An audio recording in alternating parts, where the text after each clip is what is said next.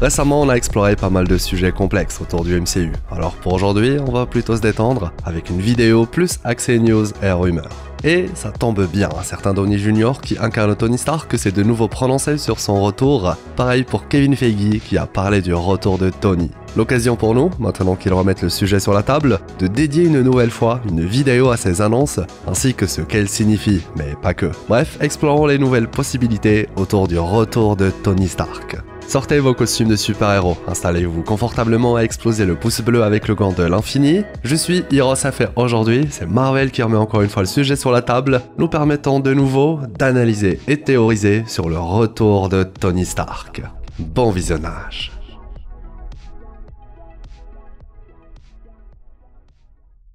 Après avoir déclaré une première fois qu'il y avait une chance pour qu'il soit de retour dans le MCU, puis par la suite précisé qu'il serait partant si le personnage de Pepper revient lui aussi, voilà qu'il est question de, je cite, « Je serais très heureux de revenir ». C'est ce que vient d'annoncer Robert Downey Jr., l'acteur qui incarne Tony Stark dans une récente interview. De quoi remettre le sujet sur la table. Clairement, notre Tony ne fait plus dans le subtil, il veut carrément revenir et le fait de plus en plus savoir. Alors forcément, ça fait énormément parler les fans du MCU sur internet, démontrant encore et toujours que le retour de Tony Stark, plus le temps passe, plus ça devient sérieux. Mais aussi, plus le temps passe, plus ça devient intéressant au vu du contexte actuel du MCU.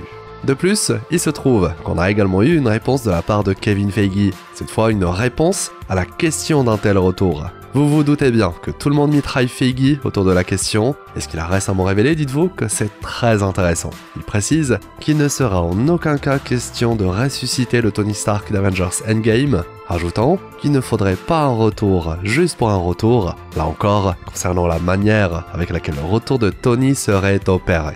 Soit une manière efficace pour rassurer les fans concernant le fait que notre Tony, lui, il est mort, il s'est sacrifié pour sauver l'univers dans Endgame. Et rien ne viendra bouleverser cet événement, ce qui veut dire que du point de vue de Feige, le retour de Tony, c'est l'arrivée d'un variant venu d'un autre univers, un tout autre Tony Stark.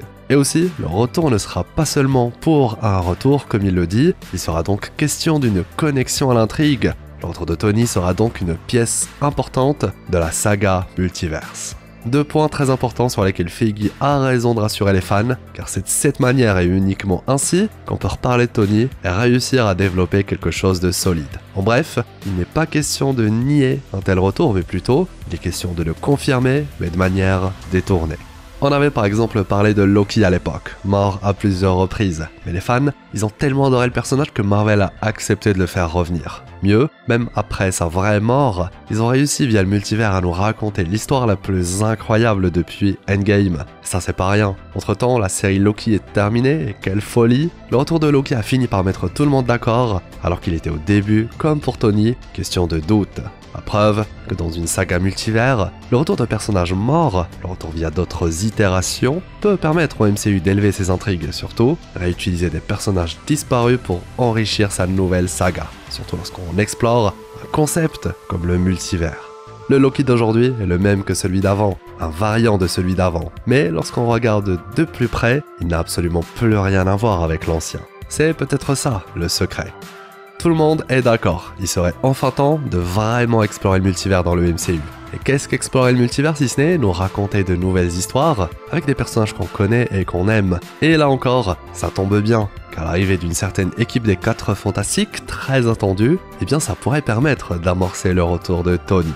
Pourquoi ? Eh bien il semblerait que le film 4 Fantastiques ait de grandes chances de se dérouler dans un autre univers. L'esthétique avec laquelle les 4 Fantastiques ont été officiellement annoncés, l'époque où se déroulerait le film, les informations concernant le vilain et j'en passe. Tout semble indiquer, y compris pour de récentes infos, qu'on va suivre l'aventure d'une équipe 4 Fantastiques d'un autre univers. Un autre univers où existe possiblement un Tony, un autre Steve et une Natasha encore en vie. C'est en tout cas l'une des possibilités que possède le MCU pour introduire des variants de héros disparus, soit établir un nouvel univers auquel on va s'attacher.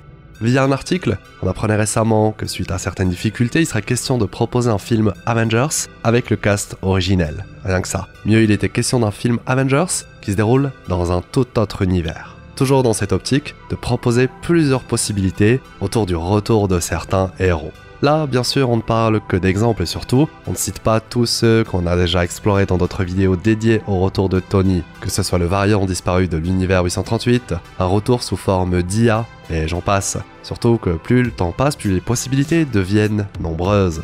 Récemment, on a par exemple pu avoir un avant-goût du prochain film Deadpool 3, un film très important pour le multivers du MCU. Dans ce dernier, il est question de sauver le flux temporel sacré, une menace à l'échelle du multivers, mais aussi il est question d'un Deadpool qui parle de plein de caméos. Il y a quelques jours à peine, certains fans ont pu voir un extrait du film où Thor était dans Deadpool 3 et pleurait la mort de Deadpool, une séquence décrite comme l'un des futurs possibles de Wade. La preuve que les caméos vont vraiment être nombreux et surtout ne vont pas seulement concerner les X-Men, mais bien l'ensemble du MCU. Ce qui fait dire à beaucoup de fans qu'un caméo de Tony Stark dans le film est une possibilité solide, surtout avec le contexte actuel qui entoure l'acteur qui incarne Tony Stark. Histoire d'avoir du contexte, dites-vous que nous avons récemment appris que l'acteur qui incarne Tony Stark ne voulait pas mourir. C'est les studios Marvel qui ont voulu se débarrasser du personnage, car Downey Jr. leur coûte beaucoup d'argent, même lorsqu'il s'agit de caméos. Il y a des versions du script d'Avengers Endgame où c'était bien à Steve Rogers de claquer des doigts pour ensuite mourir comme Tony, à la place de Tony. C'était ça à la base, le plan pour le final d'Endgame, un final qui a du coup changé. Pourquoi s'acharner sur le fait de tuer Tony? La réponse, eh bien, elle est simple. Les questions surtout et avant tout d'argent. Les Marvel Studios ont toujours précisé que Downey Jr. leur coûte très cher.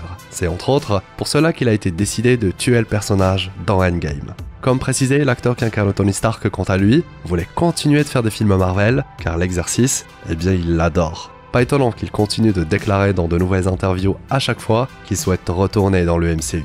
Et dites-vous que le contexte général a récemment changé. Car d'une part, on a appris qu'il y a eu beaucoup de changements en interne chez Marvel Studios, qu'ils ont perdu beaucoup d'argent dans des projets avortés ou ratés, que désormais ils souhaitent revenir aux bases qui ont fait leur succès. Et d'autre part, Downey Jr. est oscarisé maintenant. Ce n'est plus n'importe quel acteur. Oppenheimer a montré au monde que Downey Jr. n'était pas qu'un simple acteur qui incarne un super-héros iconique. En d'autres mots, désormais, et du point de vue des studios, il mérite l'argent même colossal qu'il reçoit, même lorsqu'il n'est question que d'un caméo. Pour vous donner un exemple, dans le tout premier film Iron Man, c'est même pas Tony Stark qui a le plus gros salaire. Pourquoi? Parce qu'il joue avec des acteurs récompensés. Le premier acteur qui incarnait Rhodey était mieux payé que Tony, alors que ce dernier était le héros de l'histoire.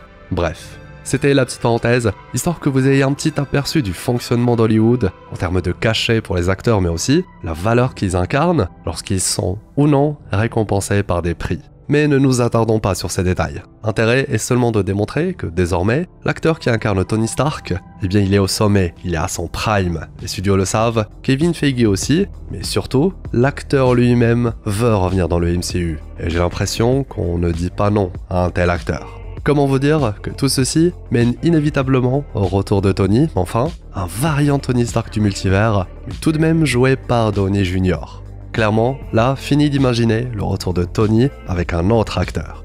En somme, il semblerait, chers explorateurs du MCU, que toutes les routes mènent au retour de Tony Stark, joué par Downey Jr. Et encore, je ne vous parle même pas d'intrigue, de la connexion évidente entre Tony et Kang le Conquérant qu'on a exploré à travers plusieurs vidéos.